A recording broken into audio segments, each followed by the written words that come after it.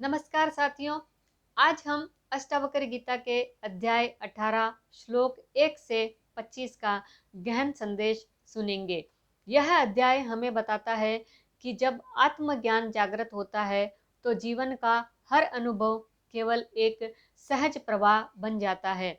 आइए ऋषि अष्टावक्र और राजा जनक के इस अद्भुत संवाद को नए दृष्टिकोण से समझें। अगर आपने चैनल को सब्सक्राइब नहीं किया है तो अभी कर लीजिए, ताकि आने वाले सभी अध्यायों की लिंक आप तक बिना विलंब के पहुंच सके। ऋषि अष्टावक्र कहते हैं, हे राजन, जो आत्मा को जान लेता है वह संसार की प्रत्येक हलचल में अचल आनंद का अनुभव करता है। उसके लिए कोई वस्तु पकड़ने योग्य नहीं, कोई विचार बांधने योग्य नहीं।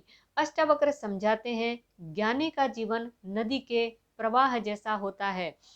नदी पर्वतों से निकलकर जंगलों और बस्तियों से गुजरती है, कभी तेज धार में, कभी शांत सरिता बनकर, पर वह हर मोड़ को सहज स्वीकार करती है। उसे न किसी गंतव्य की चिंता है, न रास्ते की।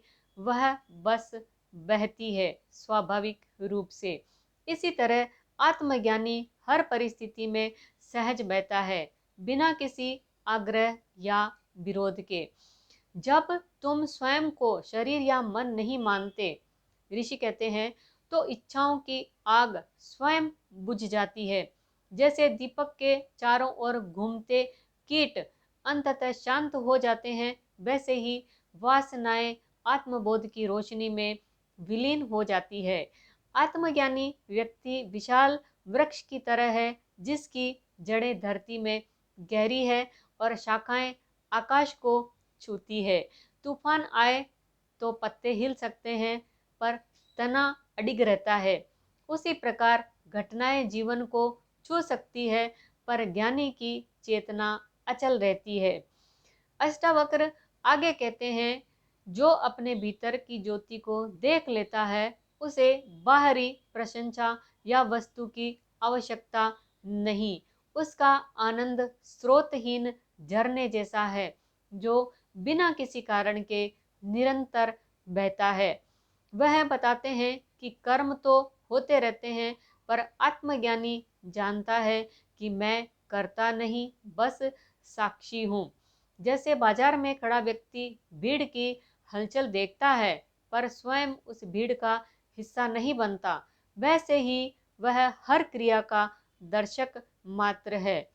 अष्टावक्र का एक और सुंदर बिंब है, ज्ञानी का मन अमावस्या की रात जैसा है।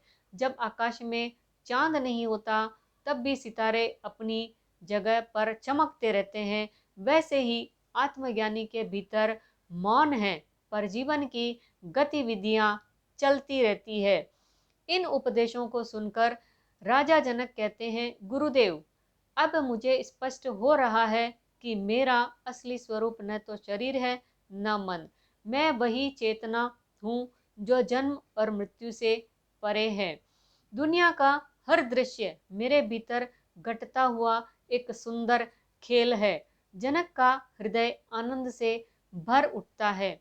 उन्हें अब न किसी लक्ष्य की चिंता है, न किसी उपलब्धि की लालसा। वे स्वयं में पूर्ण है, जैसे पूर्णिमा का चंद्रमा किसी आलोक की अपेक्षा नहीं करता।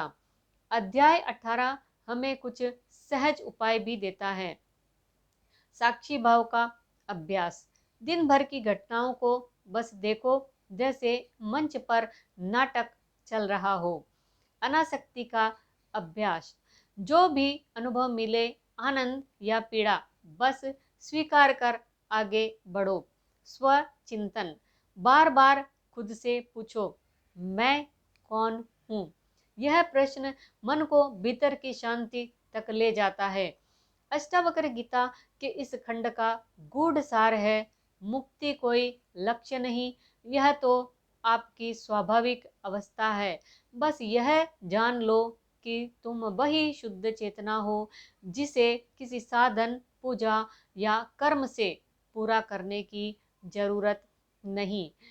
साथियों, अध्याय 18 के इन 25 श्लोकों से हमें यही सीख मिलती है कि जीवन को नदी की तरह बहने दो, हर अनुभव को बस देखो और अपने भीतर की अनंत शांति को पहचानो। क्या आप भी उस मौन झरने को महसूस करना चाहेंगे जो सदैव आपके भीतर बह रहा है? कमेंट में अपने विचार साझा करें और अगले भाग के लिए हमारे साथ जुड़े रहें। धन्यवाद। हरिओम।